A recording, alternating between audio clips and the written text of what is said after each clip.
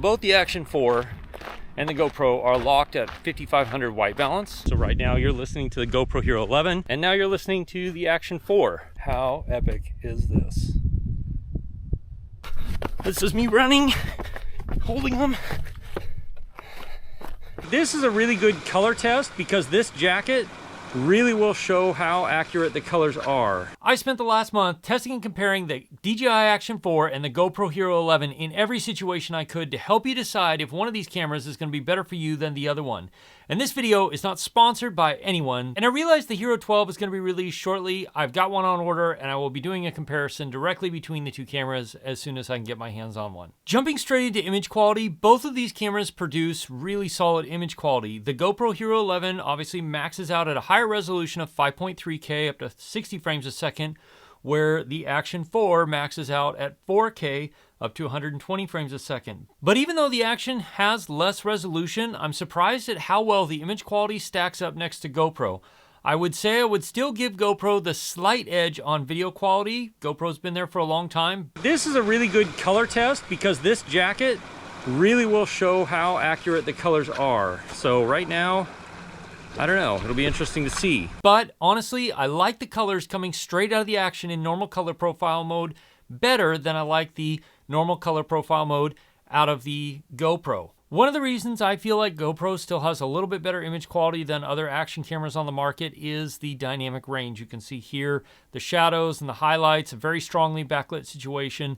It just works a little bit better. You can still see a lot more of what's going on around me, where the Action 4 is definitely a little bit more contrasty. But this is where D-Log-M comes into the picture. One of the best things that DJI has done with the Action 4 is add 10-bit D-Log-M, which is a log profile that gives you a much broader ability to color grade to match up with other cameras. So let me switch to that. So now I'm in flat color profile on the GoPro Hero 11, and now I'm in D-Log-M on the Action 4. So right now the image looks fairly flat and not exactly good, but then when you color grade it, you can make it match a lot of other things out there. One of the reasons I think the Action actually does do a little better in colors and a little bit more natural colors is if you look right here in the O of the Action, right there is a little white balance sensor. So they have a dedicated sensor to detect the white balance of the environment you're shooting in. And I found that the white balance coming out of the Action 4 in auto mode has been extremely accurate and really easy to work with in post, whether you're shooting in log or in normal color profile. That little sensor makes a big difference on how your footage comes out. Where GoPro does a good job overall with white balance, definitely not quite on the same level as the Action 4. They both offer 10-bit color in that flat or log mode, and the GoPro Hero 11 offers the 10-bit color in the other modes as well. It's just you don't quite get as much room to color grade because it sort of bakes the colors in for you. And both of them offer sharpness control. I shot almost all of these shots on medium sharpness or a little bit less than the normal sharpness they come with because I like to sharpen in post if I'm going to sharpen at all. And when it comes to low light performance in video mode, the Action 4 is going to win because of the 1/1.3 inch sensor. It does a really good job in low light, as you can see here. The stabilization works better. Just in general, the camera, the low light performance is just a lot better. Now, it's still an action camera. It's still limited because it is still a small sensor, but the Action 4 has some of the best low light performance out of an action camera that I've ever seen. Now, on slow motion footage, both of these cameras will shoot 4K up to 120 frames a second, which is pretty nice for slow motion. But here's one place where the GoPro definitely wins, is it shoots 2.7K at 240 frames a second, where the Action 4 is limited to 1080p at 240 frames a second. And you can see here, there is quite a difference between the two cameras in the detail and the sharpness and the crispness of the video when you're shooting in slow motion at 240 frames a second in 1080 or at 2.7K. Most of us don't buy action cameras to take photos, but both of these cameras will take photos. The Action 4 takes 12 megapixel stills. They look nice, they're great, very usable. You can do RAW or JPEG plus RAW. GoPro also offers RAW photos, but GoPro has 27 megapixel stills, which is quite a bit more than the Action 4. So if you're gonna take a lot of photos with an action camera, the GoPro is probably the way to go. Both of them offer smart HDR type photo modes. Both of these cameras offer hyperlapses. They offer time-lapse support. They offer pre-roll where the camera will constantly be recording up to 60 seconds on the Action 4, up to 30 seconds on the GoPro Hero 11, to where you can push the record button and it saves everything from 30 seconds before that into the clip. Now, when it comes to audio, there definitely is quite a bit of difference, as you can hear in these clips here. So right now you're listening to the GoPro Hero 11, just the normal settings with wind noise reduction on. And now you're listening to the Action 4, also stereo settings with the noise reduction on. And here's where I want you to pay attention to the audio. The fact that you can change the DJI Action 4 from a mono signal to a stereo mic system can make it useful depending on how you want to film. The Action 4 should prioritize me in front of the camera and get good clean audio. So I'm curious to see how true that is. Is my voice still nice and clean and clear? There's no wind noise reduction or anything like that on right now. It's just the audio in auto mode. How's the colors? That pool is really cool, blue-green looking.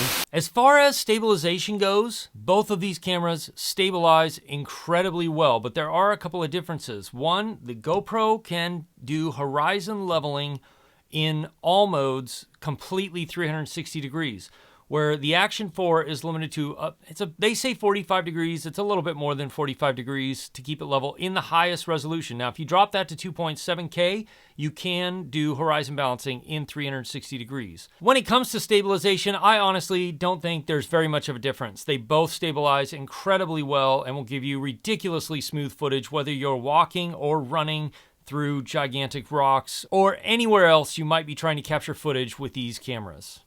As far as usability, both of them offer touchscreens on the back, but the Action 4 also has a touchscreen on the front here, and then you can change settings, do pretty much everything you would do from the back screen, but from the front, which makes it pretty handy. And both offer a quick switch button on the side, so you can switch quickly between different modes and get in there. Now, the Action actually offers you a couple of customizable settings where you can set up a custom 1, custom 2 to be able to cycle through with the Action button, which I think is very useful if you're somebody who does scuba diving, because you cannot change any settings once you're underwater. The touchscreens won't work. And on the touchscreens, it could be because the Hero 11 is older, but the Action 4 actually responds much better to my touch when there's droplets of water on the screen, where the Hero 11 definitely struggled. Now again, that could be because the camera's older. I've had it for about a year now. So when I put the Hero 11 or the Hero 12 versus the Action 4 camera review test out, then I'll definitely be sure and update that section for you. Both of these offer a quick capture mode or something like that, where you basically just push the record button and you can program it in the settings to do what you want. I always have mine set to video, so when you push record, both of them will turn on and start recording immediately. The Action was almost a full second faster on that one. Now, if it's coming from a cold start where you haven't been recording for a bit, you will see the GoPro actually wins out a little bit. But if it's something you're using frequently, the Action, for me, at least in all my testing, has always been faster to turn on and start recording. Here's where there's another difference that I really like about the Action 4. When you stop the recording from the quick mode button, you can tap here or swipe up, and the Action will stay on, where the GoPro, you have to let it power off and then turn the camera back on, which does take you a few extra seconds. Another way these two cameras differ is obviously the Action 4 is a little bit smaller and has a lot more battery life than the GoPro Hero 11. I also don't have as many problems with the Action 4 overheating as I have with the GoPro Hero 11. When I was down in Nevada, the GoPro definitely struggled a little bit more than the Action. And the Action wins when it comes to working in sub-zero temperatures. The batteries just go for much, much longer. Now, GoPro does much better with the new white Enduro batteries. They have changed the performance for me in the GoPro Hero 11 in cold weather dramatically, but you still don't get as much battery life as you're going to get in the Action 4. And depending on the style of shooting you do, there might be a couple of other reasons that you'd want to pick up the GoPro Hero 11 or soon the GoPro Hero 12. And that's this 8x7 mode here, which is great for social media if you're wanting to crop and post. It basically records the entire sensor in the GoPro Hero 11 and gives you the most amount of data so that you can choose how to crop it in post. Both of these cameras start at about $400, and depending on the package you get, it could be more, and you could probably find sales on the Hero 11, being that the Hero 12 is getting ready to come out. But I will say the Action 4, in my opinion, offers more bang for the buck because you don't have to buy any external mods to get things like external audio to work with it. Because it has a USB-C port right here on the side, you can easily plug in a wireless mic like the DJI mic, or I've also tested it with this Rode NTG mic here. I've also tested it with this USB-C lavalier mic from Sennheiser. And almost every USB-C mic that I've tested with the USB-C port on the Action 4 just works straight out of the box. But if you want to do the same thing with the GoPro, you've got to buy the extra $79, I think it's about $80 media mod, and then you can plug other external sources into it. Another way these two cameras differ is GoPro has the built-in fingers to be able to bolt stuff to or screw stuff to. It's very secure and I never worry about it falling off of something like that. The Action 4 comes with this magnetic system, clicks in, very secure, really nicely. It's really strong, although I probably wouldn't use this in the outside of a helicopter or outside of an airplane just because of the speeds, but I've used it on an FPV drone that's been going 60, 70 miles an hour, and it's been just fine. It's a very strong magnet and really secure. I do like this method a lot because you can switch between different systems really quickly and just be able to move your camera